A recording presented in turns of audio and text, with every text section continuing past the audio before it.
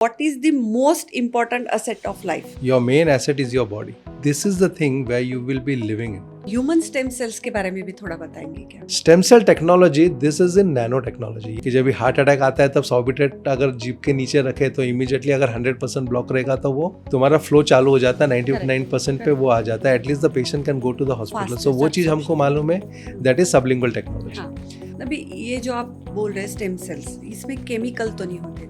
नहीं, ये जो है ये पूरा नेचुरल फॉर्मूला है इसका, इसमें कोई केमिकल्स वगैरह नहीं है इसके अंदर. कोई भी नॉर्मल पेशेंट भी ये ले सकता है? अभी ये क्वेश्चन भी आता है कि मुझे तो कोई बीमारी नहीं है तो मुझे हाँ. स्टेम सेल्स लेना चाहिए कि नहीं लेना चाहिए. There are many disease which is going on inside but not showing on the reports. और what we are talking now is super cell. अगर ये सुपर सेल आप लेते हो तो 3 मिनट्स के अंदर आपके 37.3 ट्रिलियन जो जितने भी सेल्स है आपके वो 3 मिनट्स में पहुंचते हैं. It's a very big miracle. कौन से कैंसर में ये थेरेपी दे सकते हैं? फिजियोलॉजी आप देखेंगे तो एग्जैक्टली व्हाट इज कैंसर. तो ये जो फ्री रेडिकल्स आए हैं तो ये free radicals have come in multiples. It has grown in multiples. जैसा ये तराजू होता है, जैसा ये फ्री रेडिकल्स है तो इसको फ्री रेडिकल्स के हिसाब से ही समझो. This is excessive of free radicals. तो दिस इज विद 1 इलेक्ट्रॉन्स. अभी समझो ये 1000 है एग्जाम्पल मैथमेटिक्स के हिसाब से, और मैंने इधर अगर 1000 स्टेम सेल्स के अंदर भी ऐसा कुछ करके दिया उनको कि यहाँ पे 1000 लेके आए तो तराजू जो है वो मैच हो गया. और ये अगर मैच हो गया तो ये जो फ्री रेडिकल है जो 1 इलेक्ट्रॉन्स वाले, इसमें जो है 3 इलेक्ट्रॉन्स है. तो ये सारी चीज़ें पास ऑन कर लिया तो इसको डिफ्यूज कर लिया. इसको डिफ्यूज कर लिया तो ऑटोमेटिकली कैंसर जा रहा है. नमस्कार, मैं डॉक्टर पल्लवी प्रसाद आप सबका स्वागत करती हूँ इस नए पॉडकास्ट में. आज हमारे यहाँ पे स्टूडियो में आए हुए हैं doctor Hemant Agarwal. Doctor Hemant Agarwal managing director है वैलेंटीना डीएनए सेंटर के, फाउंडर है डीएनए ब्लूप्रिंट के, फाउंडर है mission 101 not out, founder of Regen SC stem cells, deputy district governor of lions club international. Sir, आपका बहुत बहुत हमारे स्टूडियो में स्वागत है. Thank you. जैसे मैंने अभी आपको सारे हमारे व्यूवर्स को बताया कि आप क्या क्या करते हैं, तो मेरा पहला सवाल आपसे ये रहेगा कि what is the most important asset of life, कि हमारी पूरी ज़िंदगी का एक सबसे अहम क्या चीज़ है? बहुत अच्छा क्वेश्चन है. रूटीनली अगर देखा गया तो काफ़ी लोगों की ये समझ है कि बड़ा बैंक बैलेंस ये हमारा एसेट है. हाँ. किसी लोगों का ये समझ है कि बाबा जैसा अगर बड़ा घर लिया, 5 BHK लिया, पेंट हाउस लिया, बंगलोज लिया तो वो हमारा एसेट है. किसी का ऐसा है मर्सिडीज BMW लिया तो वो एसेट है. एक्चुअली ये एसेट्स नहीं है. Your main asset is your body. Correct. Because this is the thing where you will be living in. तो हमको जो देखना है वो बॉडी को एज अ एसेट करके ही हमको लेना है. और जब ये सोचेंगे, जब ये सोच आएगी, बराबर है, तब आगे की जो चीज़ें हैं वो समझ में आएगी. एब्सोल्यूट करेक्ट है. तो अभी इससे आगे का जो सवाल रहेगा वो ये रहेगा कि लाइफस्टाइल डिसीजेज आज के ज़माने में कौन से हैं? तो जैसा मैंने बताया कि एसेट नहीं समझने के वजह से हाँ. जो लाइफस्टाइल डिजीज़ आज जो दिख रही है या लाइफस्टाइल जो आज दिख रहा है, आज लाइफस्टाइल क्या है? आज अगर आप देखेंगे तो फूड हैबिट्स, बराबर है, फूड हैबिट्स सबका चेंज हो गया है. पूरे हाँ. फास्ट फूड्स के तरफ लोग गए हैं. उसके बाद में अगर आप देखेंगे तो सीडेंट्री लाइफस्टाइल हुआ है. उसके बाद में स्ट्रेस फैक्टर काफ़ी बड़ा हुआ है. उसके बाद में लैक ऑफ एक्सरसाइज. और ये सब चीज़ें जो है ये तो बेसिक चीज़ें हैं, लेकिन इसके साथ में अगर देखेंगे आप तुम्हारे जो पोल्यूशन है, जैसे एयर पोल्यूशन हो गया, वाटर पोल्यूशन हो गया, फूड पोल्यूशन हो गया. एक सादा मुझे अगर एक कोई फ्रूट भी खाते हैं, बराबर है, तो वो फ्रूट के अंदर भी आप देखेंगे तो उसके अंदर पेस्टिसाइड्स है. हाँ. बराबर है. तो एवरीथिंग इज़ पोल्यूटेड नाउ. तो ये लाइफस्टाइल जो चेंजेस आया है प्लस जो पोल्यूशन है उसके वजह से काफ़ी चीज़ें जो है आगे देखने को मिलेगी हमको. और ऑलरेडी दिख रही है कि जो टॉक्सिन्स हम लोग देख रहे हैं, टॉक्सिन्स इतना स्पीड में जो आ रहा है बॉडी के अंदर, जो हम लोग एसेट नहीं समझ रहे. तो जो टॉक्सिन्स आ रहा है उसके जो इफ़ेक्ट्स आ रहे हैं वो इफ़ेक्ट्स बहुत ही, यानी आप देखेंगे तो लॉन्ग टर्म में देखेंगे तो उसके जो कॉम्प्लिकेशंस है ये बहुत ही तेज़ी से जा रही है. बराबर है. आप ये जो बोल रहे हैं कि बहुत ग्लोबल वार्मिंग हो रहा है, अभी पोल्यूशन भी बढ़ रहा है और लोगों को समझ में नहीं आ रहा है कि ये चीज़ें जो हो रही है हमारे साथ वो क्यों हो रही है. तो अभी जैसे लाइफस्टाइल सिंड्रोम बोलते हैं हम, तो वो कौन से होते हैं?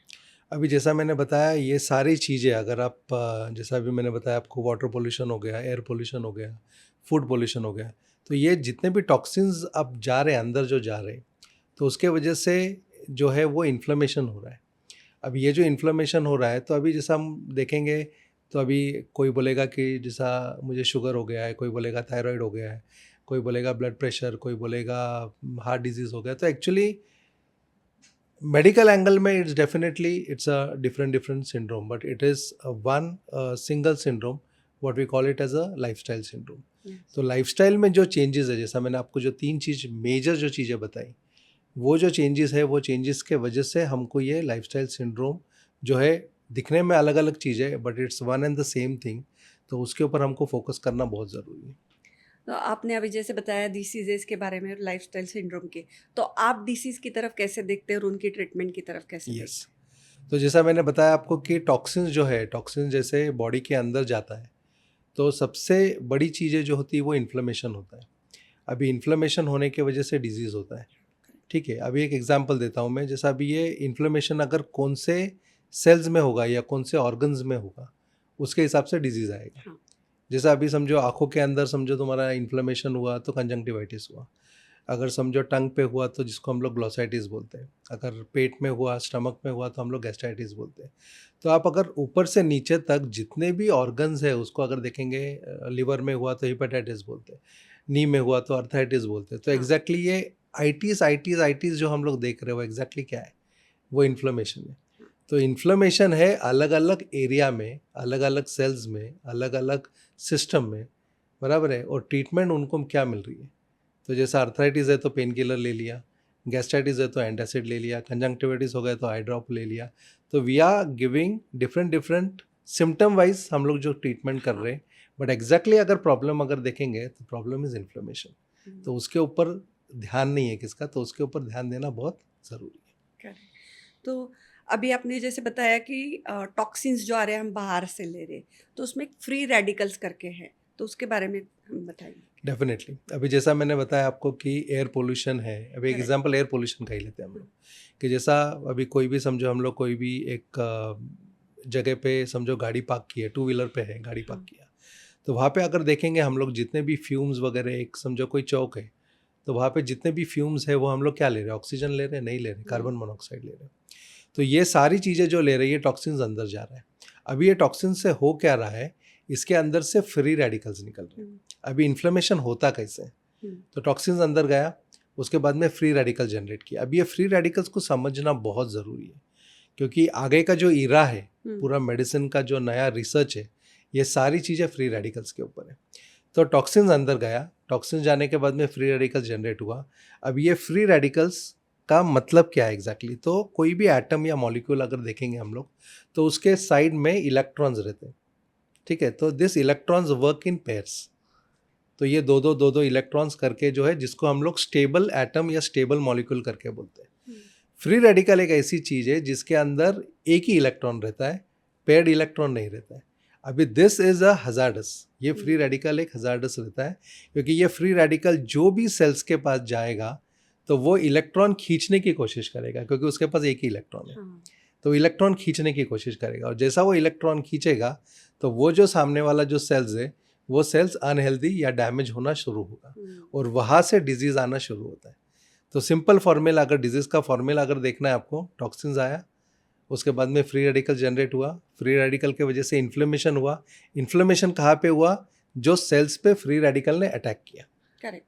ठीक है, और उसके बाद में डिजीज़ हुआ। तो फ्री रेडिकल को समझना बहुत ज़रूरी है कि ये जो पैड अनपैड इलेक्ट्रॉन्स है, जो अनस्टेबल इलेक्ट्रॉन्स है, अनस्टेबल मॉलिक्यूल्स है, तो उसके ऊपर ध्यान देना बहुत ज़रूरी है, कि इसको संभालना बहुत ज़रूरी है हमको। और कितना डेंजरस है ये टॉक्सिन डिपोजिशन जो बॉडी में हो जाता है? या अभी जैसा मैंने बताया आपको कि अलग अलग सिस्टम के अंदर जाता है ये। अभी ये जैसा टॉक्सिन्स आ गया, फ्री रेडिकल्स आ गए उसके अंदर। अभी ये फ्री रेडिकल्स जो जो ऑर्गन्स में जाएगा, एग्जाम्पल जैसा अभी वो जॉइंट्स के अंदर गए, बराबर है, तो आर्थराइटिस हो गया, बराबर। ये सर्कुलेटरी सिस्टम में गए, बराबर है, तो वहाँ पे प्लेक तैयार हो गया वहाँ पे, बराबर। What is plaque?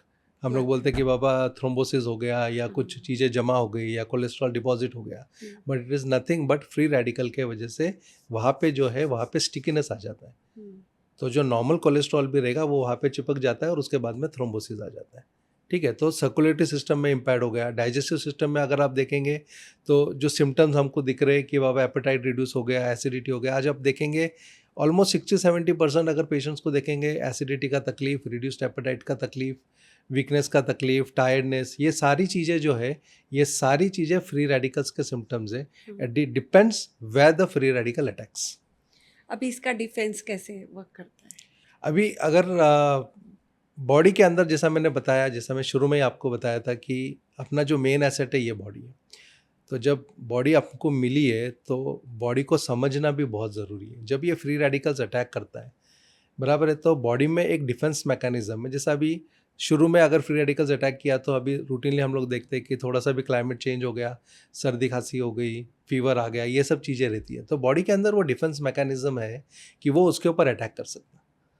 बराबर है. वो अटैक करने के बाद में ऑटोमेटिकली तो वो क्या करता है, जो फ्री रेडिकल्स है, बराबर है, उसको अपने इलेक्ट्रॉन्स देता है. हाँ. तो बॉडी एंटीऑक्सीडेंट, जो एंटीऑक्सीडेंट्स हम लोग लेते हैं generally, vitamin A, vitamin C, vitamin E, ये generally this things are rich in antioxidants.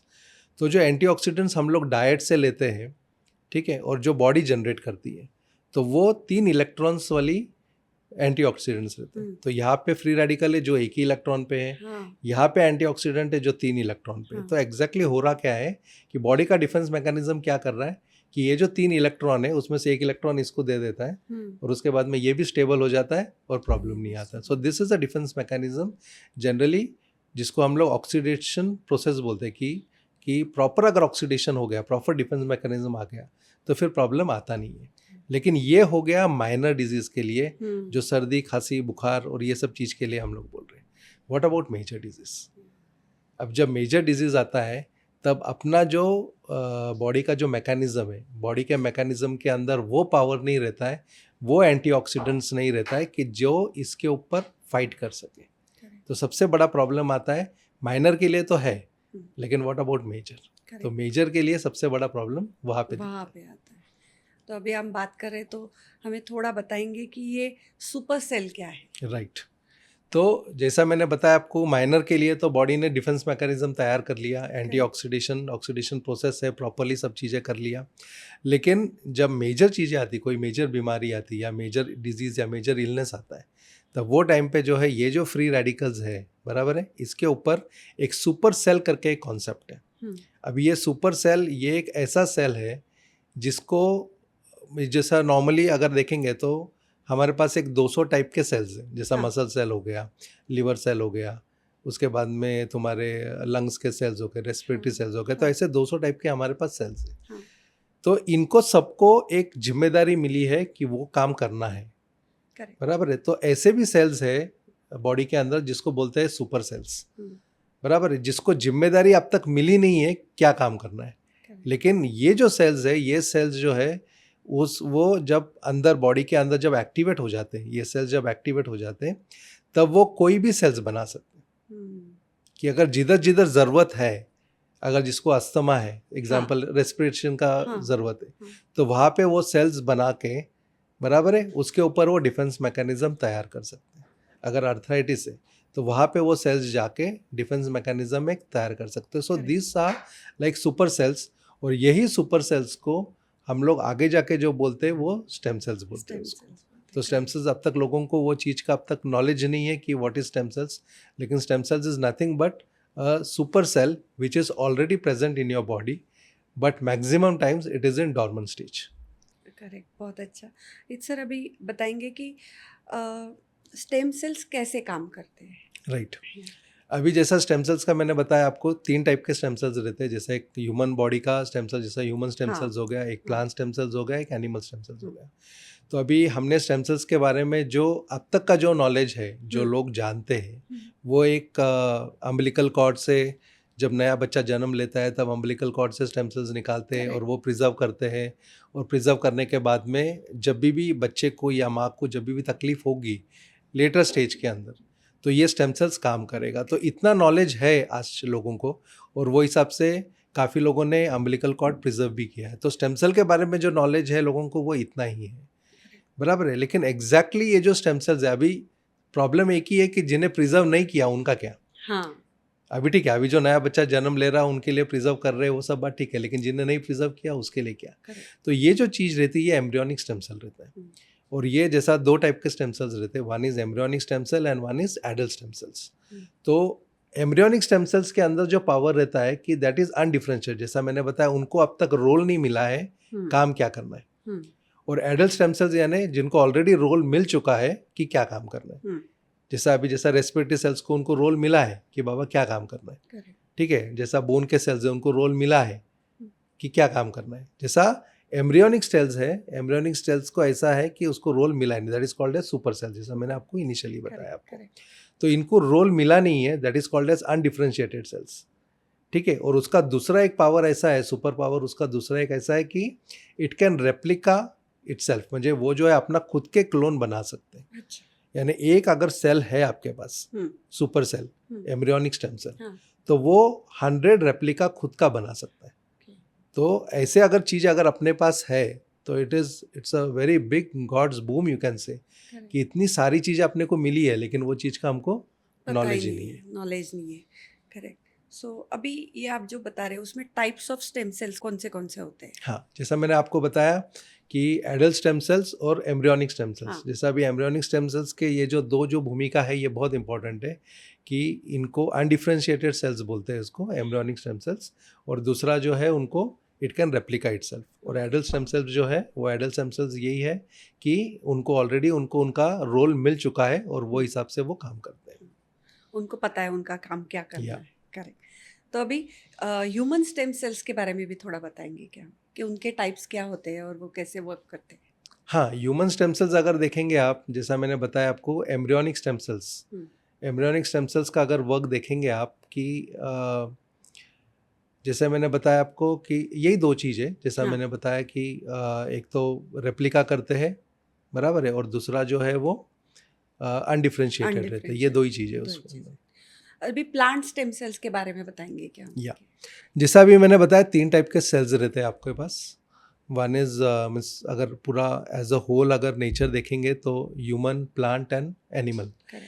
अभी सबसे बड़ा जो क्वेश्चन मैंने आपके सामने रेज किया है कि अम्बिलिकल कॉर्ड जब से लोगों को मालूम पड़ा है तो वो प्रिजर्व कर रहे, लेकिन अभी जिनने अम्बिलिकल कॉर्ड सेव नहीं किया है उनके लिए क्या?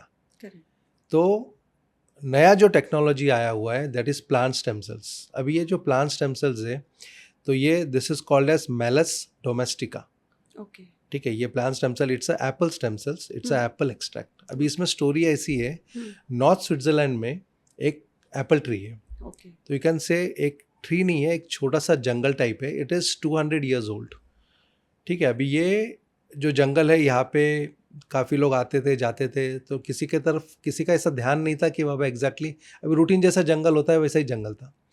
लेकिन वहाँ पे जब इनिशियली ये एक देखा गया कि वहाँ पे जो एप्पल ट्री था तो उसको अगर एप्पल को तुमने अगर कट किया यानी एप्पल को तुमने निकाला, ठीक है, और घर पे लेके आए तुम, तो वो 4 महीना एप्पल जो है वो वैसे ही रहता था। अच्छा। उसको फ्रिज में रखने की ज़रूरत नहीं पड़ती थी। आज के डेट में अगर एप्पल आप घर पे लेके आए, अगर तुमने 4-5 दिन भी रख लिया तो उसके ऊपर जो है वो पूरा तुमको सब ऑक्सीडेशन प्रोसेस सब दिखने लगता है, सारी चीज़ें।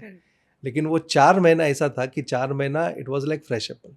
दूसरी उसमें क्वालिटी ये मिली कि अगर उसमें से किसने अगर उसका स्किन मुझे एप्पल में अगर छोटा सा किसने अगर कट किया नाइफ से, बराबर है, और वो एप्पल उसके अंदर ही है, ट्री के अंदर ही है, और अगर एप्पल तुमने छोटा सा कट कर दिया, छोड़ दिया, आप 3-4 दिन के बाद में वहाँ पे गए तो you will find full apple.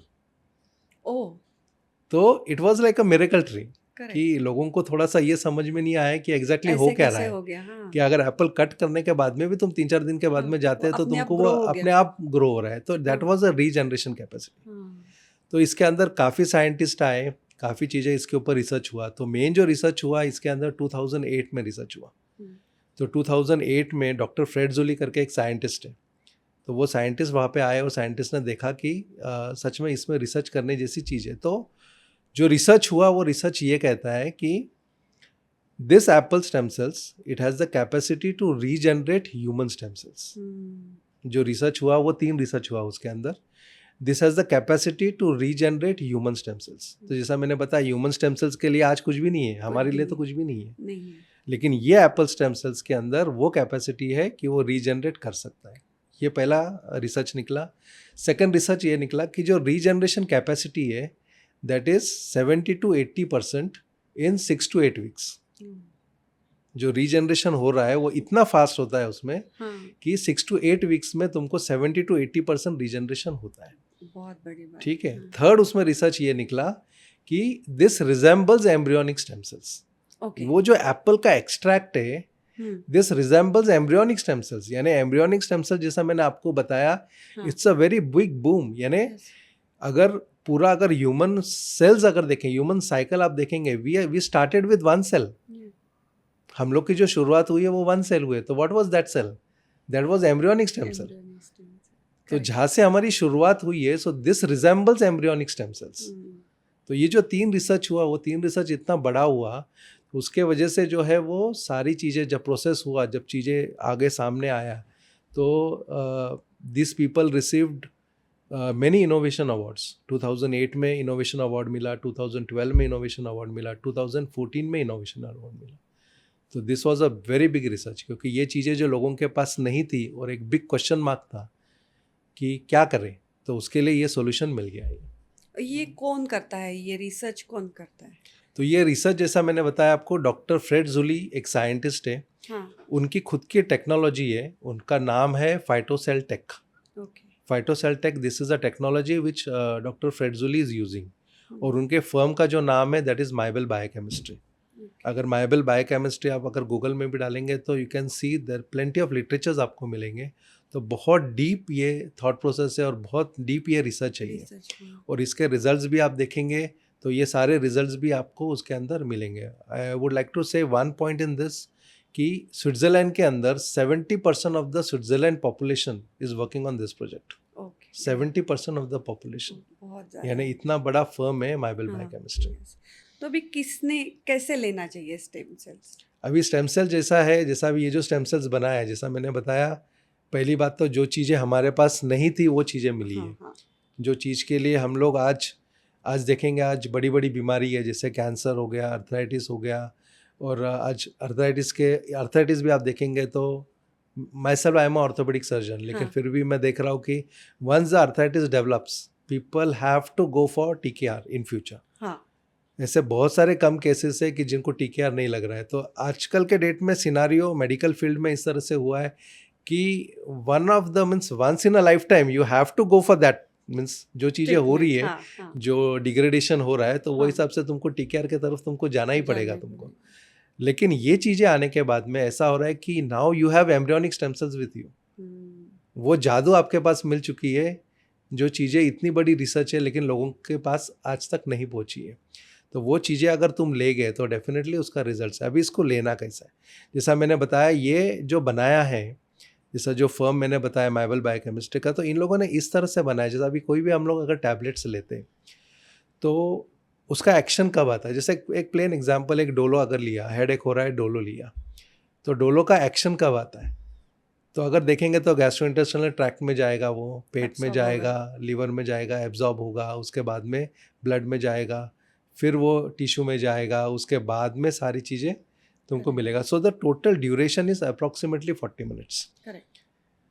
तो लेने के बाद में 40 मिनट के बाद में. और दूसरी बात जैसा अभी कोई भी मेडिसिन अगर लेते हैं the absorption is maximum 30 to 40%. हाँ. 60 to 70% वो जो है वो पूरा एक्सक्रीट हो जाता है पूरा वो. Stem cell technology this is in nano technology. ये जो बनाया है ये नैनो टेक्नोलॉजी में बनाया है. इसमें 2 बेनिफिट्स है. पहला बेनिफिट है it has to be taken sublingually. Okay. अभी सबलिंगुअल का बेनिफिट है. सबलिंगुअल का एक ही ड्रग हम लोगों को सबको मालूम है दैट इज सॉर्बिट्रेट. कि जब भी हार्ट अटैक आता है तब सॉर्बिट्रेट अगर जीभ के नीचे रखे तो इमीडिएटली अगर 100% ब्लॉक रहेगा तो वो तुम्हारा फ्लो चालू हो जाता है 99% पे वो आ जाता है. At least the patient can go to the hospital. So वो चीज़ हमको मालूम है दैट इज सबलिंगुअल टेक्नोलॉजी. हाँ. तो ये सबलिंगुअल टेक्नोलॉजी में बनाया है तो उसका 2 एडवांटेज है. वन इज एब्सॉर्प्शन इज 100% हाँ. और 40 मिनट रुकने की ज़रूरत नहीं है. Within 3 minutes it will reach to your 37.3 trillion cells. अगर आप पूरा बॉडी का मैकेनिज्म देखेंगे तो बॉडी है उसके अंदर सिस्टम है उसके नीचे ऑर्गन्स है बराबर है. ऑर्गन्स के नीचे टिश्यूज़ है टिश्यूज़ के नीचे सेल्स है बराबर है. अब ये जो सेल्स है हम लोग जो बात कर रहे हैं ये सुपर सेल्स हाँ. बराबर है जिसको हम लोग स्टेम सेल्स बोल रहे हैं बराबर है. तो जैसा मैंने बताया आपको एडल्ट स्टेम सेल्स है और एम्ब्रियोनिक स्टेम सेल्स है. Adult stem cells is differentiated यानी ऑलरेडी 200 एडल्ट स्टेम सेल्स है जिसको हाँ। ऑलरेडी उनका जिम्मेदारी मिला है, और what we are talking now is super cell. हाँ। तो वो हिसाब से जो है, अगर ये सुपर सेल आप लेते हो, बराबर है, तो 3 मिनट्स के अंदर आपके 37.3 ट्रिलियन जो जितने भी सेल्स है आपके, वो 3 मिनट्स में पहुंचते हैं। It's a very big miracle. आपने स्टार्टिंग में जैसे बताया कि उनको पता नहीं है उनका काम क्या है, तो हम उनको काम बता रहे हैं। हम उनको काम बता काम रहे बता हैं। रहे, करेक्ट।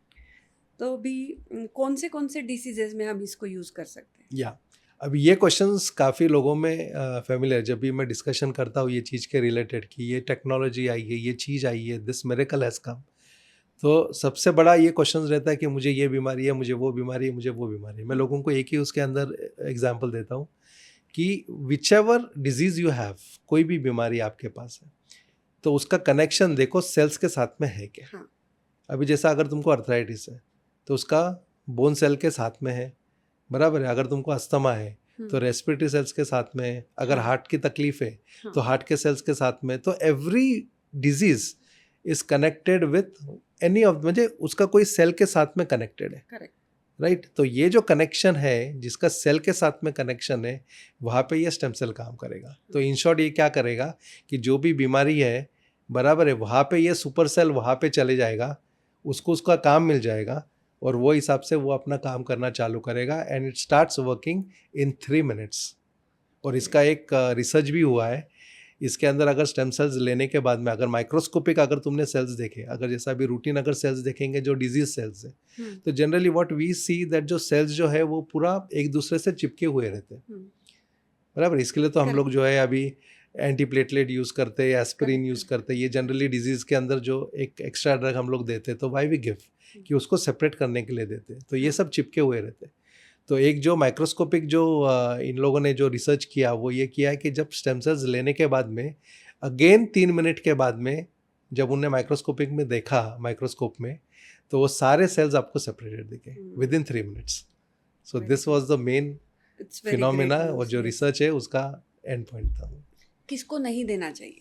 या तो जैसा मैंने बताया, दिस इज सुपर सेल जो आया हुआ है stem cell. It's a very big innovation. हम लोग जो है जनरली प्रेगनेंसी के अंदर अवॉइड करते हैं, क्योंकि ऐसा एज सच तो कुछ प्रॉब्लम आने वाला तो कुछ ऐसा, मुझे कोई ऐसा नहीं कि उसके वजह से कुछ प्रॉब्लम आएगा। Just to be on a safer side we tell that बाबा ठीक है प्रेगनेंसी में मत लो। सेकेंडली हम लोग जो है वो एंड स्टेज डिजीज़ में नहीं देते, क्योंकि end stage we don't want कि इतना अच्छी चीज़ें आई है तो उसका नाम, जैसा भी किसी का लाइफ ही अगर 3 दिन का है, हाँ, और उसको अभी हम लोगों ने दिया, तो फिर वी डोंट वांट कि उसके वजह से वो नाम खराब हो। तो इसके लिए हम लोग एंड स्टेज डिजीज या आईसीयू के जो पेशेंट्स हैं उनको नहीं देते हम लोग। लेकिन जो रूटीन जो भी कोई भी एक्यूट केसेस है, जैसा भी हार्ट अटैक है, वी डोंट वांट कि बाबा अभी स्टेम सेल्स लो और ये करो, बराबर है। जो भी तुम्हारा एक्यूट केसेस है, go to the doctor, get it treated. And what is the difference between acute and chronic cases? Acute is within 3 weeks, chronic is after 3 weeks. ठीक है, तो once your disease is more than 3 weeks you can take this. लेकिन अगर disease कोई acute है तो go to the doctor, do the treatment, and then you can start with the stem sales. उसके साथ में ले सकते हो, लेकिन उसको ऐसा नहीं कि इसको छोड़ के इसको लेना है आपको। तो वो हिसाब से आप कर सकते हो। हम उनको पुरानी बीमारियां जो बोलते हैं उसको, कि थोड़ी उसको क्रॉनिक डिजीज को हम लोग दे सकते हैं। Any chronic disease you can give it. अभी ये जो आप बोल रहे हैं स्टेम सेल्स, इसमें केमिकल तो नहीं होते कोई? नहीं, ये जो है ये पूरा नेचुरल फॉर्मूला है इसका, इसमें कोई केमिकल्स वगैरह नहीं है इसके अंदर। और ये जो सैचेट्स मिलता है, ये 2 ग्राम सैचेट्स के अंदर ये चीज़ें आती है, स्टेम सेल्स आता है। और ये जो स्टेम सेल्स आता है, this is in inactive form. जब तुम लेते हो तो 2 ग्राम का पाउडर रहता है, वो इनएक्टिव फॉर्म में रहता है। जब तुम सलाइवा के साथ में मिक्स करते हो उसको, तो वो एक्टिव फॉर्म में कन्वर्ट होता है। तो इसको जनरली हम लोग किस तरह से लेना है, जब लोगों को जब हम लोग समझाते हैं तो ये समझाते हैं कि जो तुम ले रहे हो that is in inactive form. आप सलाइवा के साथ में जितना देर तक मिक्स करेंगे तो उतना वो ज़्यादा एक्टिव होगा। तो जनरली व्हाट वी से कि जब भी लेंगे आप, you take it early in the morning before brushing the teeth. ठीक है, सुबह सुबह का जो सलाइवा, स्पिट भी नहीं करना है, पानी भी नहीं पीना है। तो सुबह का जो अल्कलाइन पीएच रहता है सलाइवा का, तो अल्कलाइन पीएच आप यूज़ करो। सबलिंगुअली वो स्टेम सेल्स आप जीभ के नीचे सबलिंगुअली लो। उसके बाद में डोंट टॉक, 5 से 6 मिनट जो है वो उधर जो है वहाँ पे वो रहने दो, प्रोसेस होने दो। प्रोसेस 5 से 6 मिनट का होने दो। क्योंकि जीभ थोड़ा सा भी अगर घुमा दिया तुमने तो वो लिक्विड फॉर्म में कन्वर्ट हो हाँ। जाएगा और बाद में गैस्ट्रोइंटेस्टाइनल में जाएगा। हम्म, ठीक है, नेगेटिव कुछ नहीं है, लेकिन इतना ही है कि 3 मिनट का जो इफेक्ट आना चाहिए वो 40 मिनट पे आएगा। Correct correct. ठीक है, तो इसके लिए अगर उसको पूरा 100% आपको उसका अगर रिजल्ट्स मिलना चाहिए, ऐसा लग रहा है आपको, तो फिर उसको 5 से 6 मिनट कम से कम उसमें तुमको जीभ के नीचे रखना है। Don't talk, don't move your tongue. तो उसके हिसाब से तुम उसको रिजल्ट्स मिल सकता है तुमको। कोई भी नॉर्मल पेशेंट भी ये ले सकता है? या अभी ये क्वेश्चन भी आता है कि मुझे तो कोई बीमारी नहीं है, तो मुझे हाँ। स्टेम सेल्स लेना चाहिए कि नहीं हाँ। लेना चाहिए। तो बीमारी का दो चीज़ें रहता है, one is clinical and one is subclinical. There are many disease which is going on inside correct but not showing on the reports. Correct. तुम्हारे पास कोई उसके सिम्टम्स नहीं है, रिपोर्ट में सारी चीज़ें नॉर्मल है, लेकिन plenty of things are going inside. बराबर है, तो अगर किसी को भी ये भी लगता है कि मैं नॉर्मल हूँ, हाँ। बराबर है, तो भी उसने लेना चाहिए। ठीक है, डोसेज तुमको लेने की उतनी ज़रूरत नहीं, you can take once a day, but you have to take it. क्योंकि अगर ये लेगे तो जो सब क्लिनिकल चीज़ें जो आज दिख नहीं रही है तुमको, वो अंदर के अंदर ही वो निकल जाएगा। सेकेंडली, इसके जो रिजल्ट्स है, जैसे आपने देखा, अगर इसको प्रॉपरली वे में अगर यूज़ किया, तो अगर सब क्लिनिकल चीज़ें अगर निकल जाती है तुम्हारी, तो it's a very big thing for them. क्योंकि अगर कैंसर केसेस भी आप देखेंगे, तो कैंसर केसेस जब दिखती है अपने को, तो it's not in the first stage. काफ़ी बार ऐसा हो जाता है कि जब डॉक्टर के पास जाता है पेशेंट, तो डायरेक्टली ही सेज दैट यार ये तो फोर्थ स्टेज पे पहुंच गया। तो ये फर्स्ट सेकंड थर्ड कहाँ पे था? तो फर्स्ट सेकंड थर्ड सब क्लिनिकल था। तो जितने भी अगर तुमको कॉन्फिडेंट है कितना भी, तो भी पोल्यूशन है, सारी चीज़ें है, लाइफस्टाइल फैक्टर्स है, एवरीथिंग इज देयर, तो टॉक्सिन्स अंदर है, तो वो लेना ज़रूरी बहुत है। जरूरी। कितने दिनों तक का इसको लेना चाहिए हमने, और कैसे डोसेज उसके हमने मैनेज करना या चाहिए? तो जैसा मैंने बताया कि जो नॉर्मल पेशेंट्स है उनको वंस अ डे ले सकते हैं, if is not having any disease. Correct. लेना ज़रूरी है क्योंकि this will help him. Secondly, अगर जिसको डिजीज़ है, we tell twice a day में जो मॉर्निंग का मैंने डोज बताया आपको, बिफोर ब्रेकफास्ट लेना है, before immediately after getting up, before brushing the teeth है। और जो शाम का डोज है वो डिनर लेने के हाफ एन आवर या 1 घंटे पहले लेना है आपको। तो दोनों भी एम्प्टी स्टमक में है, तो वो हिसाब से आपको लेना है। आप अभी जैसे बताया कि बहुत सारे डिसीजेज में हम इसका यूज़ कर सकते हैं, तो मेजर अभी जो हम उसको पैंडेमिक बोल सकते हैं, कैंसर की हम देख रहे कि बहुत ज़्यादा पेशेंट्स बढ़े, तो हम कैंसर के कौन से कैंसर में ये थेरेपी दे सकते हैं और उसका असर कैसे होता है? अभी कैंसर जैसा मैंने बताया आपको, जैसा initially it is not disease specific, तो वो डिजीज स्पेसिफिक नहीं। कैंसर भी अगर देखेंगे, कोई भी अगर ऑर्गन का कैंसर है, सपोज लिवर कैंसर है, ब्रेस्ट कैंसर है, या जो भी चीज़ें है, तो it is again related with the tissues. Correct. बराबर है, और tissues is related with cells and this will act on cells. तो generally it is not disease specific, तो it will work on each and everything. अभी cancer का अगर basic physiology आप देखेंगे, तो एग्जैक्टली व्हाट इज़ कैंसर, तो ये जो फ्री रेडिकल्स आए हैं, तो ये free radicals have come in multiples. Yes. ठीक है, it has grown in multiples. बराबर है, तो उसके सामने जो है, जैसा ये तराजू होता है, ये बराबर है, तो ये इधर से तुमको तराजू बहुत हैवी हो गया फ्री रेडिकल्स का, हाँ। और इधर से जो तराजू है आपका, जो बहुत एंटीऑक्सीडेंट का होना चाहिए, वो पूरा ऊपर चलेगा, तो इसका वेट ज़्यादा है। तो इसमें सिंपल फॉर्मूला है, जनरली कैंसर पेशेंट को जो हमने जो ट्रीट किया है, तो व्हेन वी गिव दिस, तो जैसा मैंने बताया वो इलेक्ट्रॉन्स एक्सचेंज करते हैं, तो ये दिस कम्स इन, जैसा ये फ्री रेडिकल्स है, तो इसको फ्री रेडिकल्स के हिसाब से ही समझो, दिस इज हाँ। Excessive of free radicals. Correct. तो दिस इज विद 1 इलेक्ट्रॉन्स। अभी समझो ये 1000 है, एग्जाम्पल मैथमेटिक्स के हिसाब से, और मैंने इधर अगर 1000 स्टेम सेल्स के अंदर भी ऐसा कुछ करके दिया उनको कि यहाँ पे 1000 लेके आए, तो तराजू जो है वो मैच हो गया। करेक्ट। और ये अगर मैच हो गया, तो ये जो फ्री रेडिकल है, जो 1 इलेक्ट्रॉन्स वाले, बराबर है, ये जो इसमें जो है 3 इलेक्ट्रॉन्स है, तो ये सारी चीज़ें पास ऑन कर लिया, तो इसको डिफ्यूज़ कर लिया, इसको डिफ्यूज़ कर लिया, तो ऑटोमेटिकली कैंसर जा रहा है। तो रिजल्ट्स आर वेरी गुड। हमको जो रिजल्ट्स आज तक जो मिले हैं, वो स्किन डिजीज़ के ऊपर बहुत अच्छा रिजल्ट्स मिला है, जैसा एक्जिमा हो गया, सोरियासिस हो गया। अगर मेरे पास काफ़ी पेशेंट्स ऐसे कि जो एक्जिमा सोरियासिस के लिए 8-8 10-10 साल से अलग अलग स्किन स्पेशलिस्ट के पास जा रहे, ट्रीटमेंट ले रहे, और उसके बाद में अगर देखेंगे तो रिजल्ट्स, मुझे टेम्परेरी रिजल्ट्स मिल रहा है, उसके बाद में जो है वो है वैसे ही कंडीशन के अंदर वो पेशेंट रहता है। तो ऐसे केसेस के अंदर हमको काफ़ी अच्छे रिजल्ट्स मिले, अस्थमा केसेस के अंदर रिजल्ट्स मिले, तो इनडायरेक्टली रूमेटिज्म के अंदर रिजल्ट्स मिले, कैंसर्स के अंदर रिजल्ट्स मिले। तो इन जनरली अगर देखेंगे तो साइंस के अंदर, मेडिकल साइंस के अंदर एक लास्ट ड्रग एक ऑप्शन रहता है, दैट इज स्टीरॉइड्स। करेक्ट। कि बाबा किससे भी अगर कुछ नहीं फ़र्क पड़ा तो चलो स्टेरॉइड, जैसे अस्थमा हो गया, अस्थमा का एक सीवियर अटैक आ गया तो जनरली आप देखेंगे तो स्टेरॉइड्स दिया जाता है। स्किन डिजीज़ के अंदर आप देखेंगे तो स्किन स्पेशलिस्ट के पास आप जाएंगे तो स्टेरॉइड के क्रीम्स, स्टेरॉइड के इंजेक्शंस, ये सब चीज़ें दी जाती है। तो जहाँ पे भी स्टेरॉइड्स का यूज़ हो रहा है, बराबर है, वहाँ पे तुम ये ट्राई कर सकते हो, because this is basic physiology जो मैंने आपको बताया। करेक्ट। ये फिजियोलॉजी अगर पूरा चीज़ें समझ में आ गई और उसके ऊपर हाँ। अगर काम किया, Correct. There was one case from Chinchwad hospital. हाँ। उसके अंदर जो है वो that patient was in coma. तो जैसा मैंने बताया आपको, हम लोग एंड स्टेज पे तो देते ही नहीं है। करेक्ट। तो कोमा के अंदर था, वेंटिलेटर पे था पेशेंट। तो ऑलरेडी डॉक्टर ने उनको बता दिया था कि बाबा अभी आपके ऊपर है कि तुम इफ़ यू वांट यू देखो। Can take it home. लेकिन खाद से भी तो भी उनको समझ में आया कि ऐसा कुछ तो भी सेंट्रल टेक्नोलॉजी है। हाँ। तो this people came to me कि बाबा ऐसा क्या चीज़ है और क्या चीज़ें हम लोग कर सकते हैं। तो जैसा रूटीनली मैंने आपको बताया कि हम लोग ने इनिशियली तो मना कर दिया कि हाँ, एंड स्टेज में हम लोग हाँ। नहीं देते। तो बोले हम लोगों ने कैसा है, ये तो हमने समझ के ले लिया है कि बाबा पेशेंट तो जाने वाला ही है, हाँ। But why not to give a try. Hmm. तो वो पेशेंट्स को हमने आर्ली 1 स्टेम सेल दिया। हम्म। 1 घंटे में एक राइल्स ट्यूब था, राइल्स ट्यूब के थ्रू हम लोगों ने वो स्टेम सेल दिया, घंटे में एक। ऐसे हम लोगों ने 7 डेज तक दिया। 7 days he was out of coma, he was out of ventilator. Great. तो again it is depending on patient to patient. ऐसा नहीं कि हर कोमा के पेशेंट जो है वो ठीक हो गए, लेकिन हाँ। You can give a try. सबसे बड़ा मैं लोगों को ये बोलता हूँ कि देखो साइड इफेक्ट्स नहीं है। हाँ। It's a natural extract, it's a plant extract. लोग मेरे को ये भी पूछते हैं कि इसके कुछ साइड इफेक्ट्स हो गए क्या। मैं उनको ये बोलता हूँ अगर एप्पल से आपको साइड इफेक्ट अगर होता रहेगा तो इससे भी होगा। तो apple we say that apple a day keeps a doctor away. Correct. तो ये एप्पल का एक्सट्रैक्ट है। हाँ। और अगर इसका अगर कंटेंट भी देखेंगे तो कंटेंट इस तरह से बनाया हुआ है, ये जो स्टेम सेल्स का कंटेंट है, इसके अंदर एप्पल स्टेम सेल्स है, ग्रेप स्टेम सेल्स है, अकाई बेरी है, ब्लूबेरी है, इसके अंदर एस्टाजेंथिन है। हाँ। जैसे एस्टाजेंथिन जनरली बोन केसेस के लिए हम लोग रूटीनली प्रिस्क्राइब करते हैं, तो इसमें एस्टाजेंथिन है, that too in sublingual form, that too 3 minute के अंदर तुम्हारे सेल्स में पहुंच जाएगा। इसके अंदर कोएंजाइम Q10 है।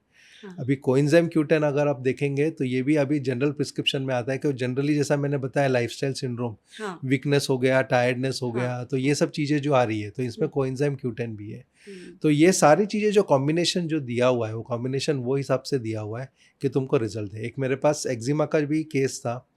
वो केस ऐसा था कि जैसे व्हेन ही वाज वॉकिंग, कुछ he was 30 years old something, चलने के टाइम पे जब वो एक 100 मीटर्स भी चले तो कम से कम 100 ग्राम्स स्किन निकलती थी नीचे। 100 अच्छा, ग्राम्स, इतना सीवियर था। इतना सीवियर। मैं जैसा वो चलते थे तो पूरा वो एक्जिमा के रिलेटेड सारी चीज़ें, सारे स्पेकल्स पूरे हाँ, नीचे गिरते हाँ। थे ऐसे।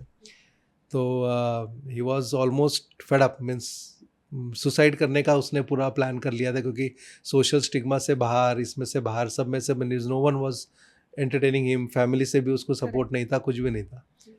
तो जब ये पेशेंट ने जब स्टेम सेल यूज़ किया 6 वीक्स के अंदर he got a total normal skin. 6 weeks के अंदर total normal skin. From that time, that was in something 2017, Yes. From that time till now, ठीक है, उसको वो स्टीच वापस नहीं आई। Correct. तो जनरली जो लोगों को हम लोग बोलते हैं कि why not to give a try, Correct. नुकसान तो कुछ है ही नहीं। हाँ। अगर फ़ायदा हुआ 10% हुआ, 20% हुआ, जो भी है, लेकिन 2 चीज़ें मैं लोगों को बोलता हूँ इसके अंदर, one is patience and one is faith. Correct. एक तो फेथ 100% चाहिए, जो अभी जितने भी अभी जो अपना डिस्कशन हुआ उसके अंदर हाँ। से डेफिनेटली वो फेथ लोगों को मिला रहेगा कि हाँ। क्या बताया गया हुआ है। तो फेथ 100% चाहिए एंड पेशेंस चाहिए, क्योंकि every body is different, every patient is different. Correct. किसी को 7 दिन में फ़र्क आ जाएगा, किसी को वो फ़र्क आने के लिए 2 महीना लगेगा, Correct. लेकिन उतना पेशेंस चाहिए।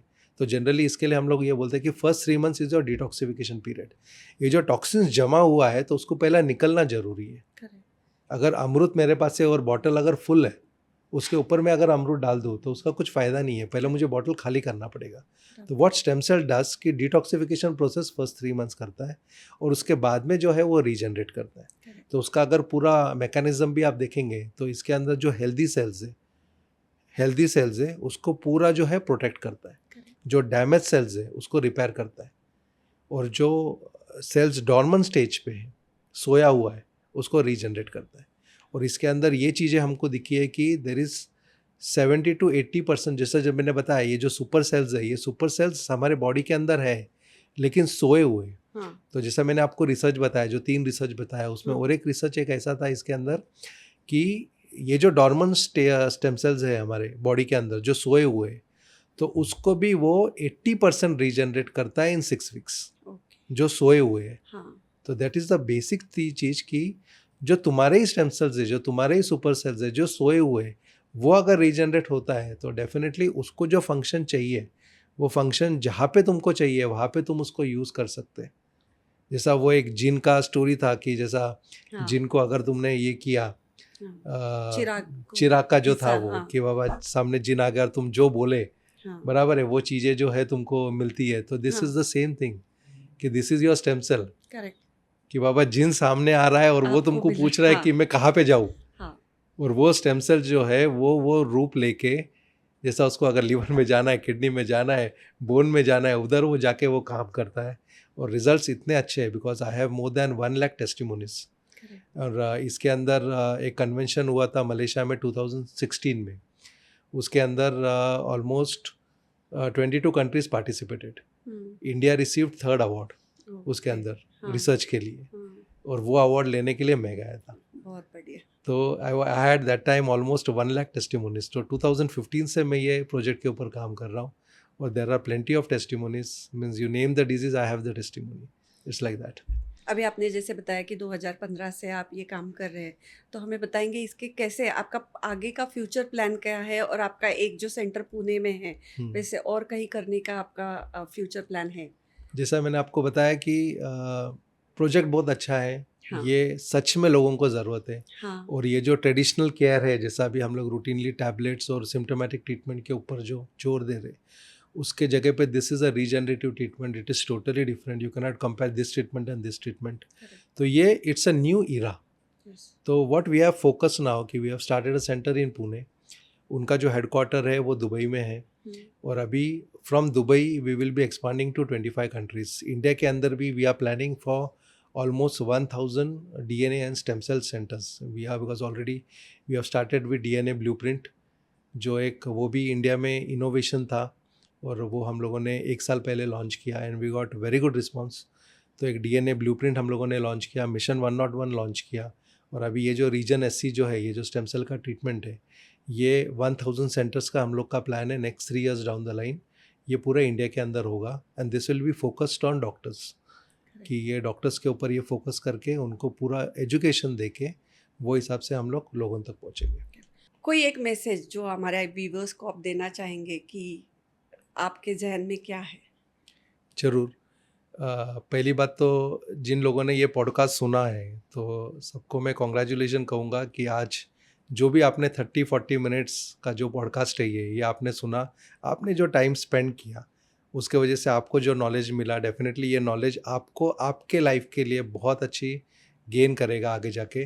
और दूसरा जो है, जैसा मैंने शुरू में जैसा बताया कि which is the biggest asset, तो जो तुम्हारी बॉडी के अंदर जो सबसे बड़ा एसेट जो है, वो तुमको मालूम पड़ गया आज व्हाट इज़ द एसेट, क्या है क्या नहीं, और सुपर सेल क्या है, सुपर सेल कहाँ पे मिलेगा, कैसा मिलेगा, उसका इफ़ेक्ट क्या है, ये सारी चीज़ें जो आपको मिली है आज के डेट में, बराबर है। ये सिर्फ नॉलेज सिर्फ तुम्हारी तरफ मत रखो, ये नॉलेज जितना स्प्रेड कर सकते करो। जितने भी तुम्हारे पास पेशेंट्स है आजू बाजू में, फैमिली में, फ्रेंड सर्कल के अंदर, बराबर ये कॉन्सेप्ट उनको समझाओ, और ये कॉन्सेप्ट तक आप अगर उनको पहुंचा सकते हो, ये चीज़ अगर ये वीडियो आप उनके तरफ पहुंचा सकते हो, तो सबसे बड़ा जो है इसके अंदर एक ही बात याद रखना है, दुआ जो मिलेंगी वो दुआ इतने मल्टीपल्स में मिलेंगी कि उसको सोच नहीं सकते। मुझे आपका बैंक बैलेंस पैसों से कितना भरेगा वो मुझे नहीं मालूम, लेकिन डेफिनेटली दुआ से जो भरेगा वो इतना भरेगा कि आगे 7 पीढ़ी तक वो काम में आ सकता। ये चीज़, ये टेक्नोलॉजी आपको मिली है। Thank you. बहुत बढ़िया। तो जैसे हमने अभी स्टार्टिंग से सुना कि आपने कैसे साइंटिफिकली बताया कि ये कैसे काम करता है। पहले तो आपने ये बताया कि कौन से सेल पे ये काम करेगा और कैसे करेगा। आपने वो बैलेंस भी बताया कि कैसा होना चाहिए, तो उसकी वजह से अपने को कोई स्पेसिफिक डिसीज़ की ज़रूरत नहीं है, आपको बस वो बैलेंस करना है। ये मेडिसिन आपको वो बैलेंस करके देगा, और फिर जो भी डिसीज़ हो, आपकी बॉडी जो भी टॉक्सिन्स की वजह से जो भी डिसीज़ एब्सॉर्ब करी, इसके ऊपर वो काम करेगा। ये मेडिसिन बनता कैसे है वो आपने बताया, ये कहाँ पे उसका ओरिजिन हुआ वो भी आपने बताया, इसके क्वालिटीज़ बताए कि कैसे वो अपनी बॉडी पे असर करता है। उसके बाद आपने बताया कि साइंटिफिकली कैसे वर्क करता है, उसके डोसेस कैसे हैं, किस फॉर्म में आता है, कौन ले सकता है, किसको किसको कैसे कैसे फ़ायदा हुआ। सो इतना ये सब आपने जो इन्फॉर्मेशन हमको सरल भाषा में बताई और उसके इफ़ेक्ट्स बताए, और अभी आपका सेंटर जो पुणे में है और अभी और सेंटर्स आप बनाने की कोशिश कर रहे हैं भारत भर में, तो ये एक मिरेकल है मेडिसिन का, जो जिससे लोगों को एक नई आशा मिल रही है।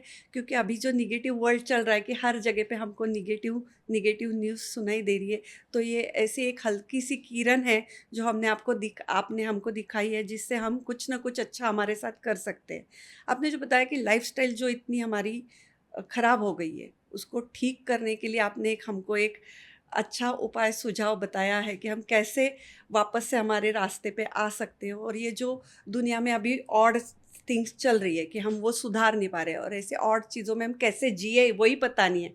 तो अगर आप उसमें आप हमको इतनी बड़ी वरदान वाली मेडिसिन बता रहे हैं, तो ये हमारे लिए बहुत ही बढ़िया चीज़ है। तो इसका लाभ हम सब ने उठाना चाहिए, और आपने इतने अच्छे से हमको समझा के बताया, अपना इतना टाइम दिया, उसके लिए आपका बहुत बहुत शुक्रिया। Thank you. धन्यवाद सर।